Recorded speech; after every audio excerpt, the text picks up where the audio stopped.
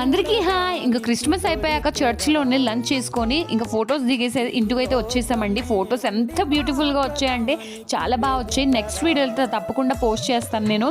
ఇంకా ఈవినింగ్ ఇంటికి వచ్చేసాక చర్చ్ నుంచి మా పేరెంట్స్ అయితే క్రిస్మస్కి ఇన్వైట్ చేశారండి మా ఫ్యామిలీని. సో మా హస్బెండ్ నేను పిల్లలతో కలిసి ఇంకా మా పేరెంట్స్ ఇంటికి అయితే వెళ్ళిపోయాము. వాళ్ళు మా కోసం ఎన్ని వెరైటీస్ అంటే అన్ని వెరైటీస్ చేశారండి. చాలా హ్యాపీ అనిపించింది. అవన్నీ చూసేసరికి కడుపు నిండిపోయింది. అవన్నీ మా అక్కే చేసిందండి. తను 7th మంత్ ప్రెగ్నెంట్, కానీ అయినా సరే పాపం మా మమ్మీ హెల్ప్ చేస్తే అన్ని చాలా వెరైటీస్ చేసింది. మేము ఎప్పుడు చేసుకోలేదు ఇన్ని వెరైటీస్. సో ఇంకా లాస్ట్లో పూరి ఒక్కటి మిగిలితే నేను చేశానండి. ఇదిగోండి, ఇవి వచ్చేసి ఇంకా పూరీలు, ఇది లివర్ ఫ్రై, అండ్ ఇది వచ్చేసి చికెన్ పకోడీ అనమాట. అండ్ ఇది వచ్చేసి బగారా రైస్ అండి.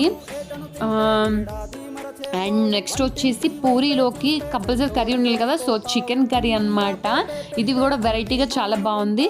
అండ్ నెక్స్ట్ వచ్చేసి కొబ్బరన్నం అండ్ బగారా రైస్లోకి చికెన్ కర్రీ అండి. ఒక్కొక్కరికి ఒక్కొక్క లెగ్ పీస్ అనమాట. అండ్ నెక్స్ట్ వచ్చేసి పాలన్నం జీడిపప్పు అండ్ కిస్మిస్ వేసి చాలా ఎక్కువ వేసి చేసింది అనమాట. బాగుంది. అండ్ నెక్స్ట్ ఇది వచ్చేసి రైతా అండి, పంజాబీ స్టైల్ రైతా అంట. బాగుంది, వెరైటీగా ఉంది. అండ్ నెక్స్ట్ గోంగూర పచ్చడి, అది క్లిప్ మిస్ అయిపోయింది. అండ్ ఫైనల్గా డ్రింక్ లేకపోతే మనకి అసలు ఆ రోజు గడవదనమాట. సో కంపల్సరీ డ్రింక్ ఉండాలి. అండ్ ఇంకొకటి ఏంటంటే మా అన్నయ్య మా కోసం స్పెషల్గా మటన్ సూప్ చేశారండి. చాలా బాగా చేస్తారు. సో అది చాలా బాగుందనమాట. దానిలోకి రుమాల్ రోటీ కూడా ఉంది.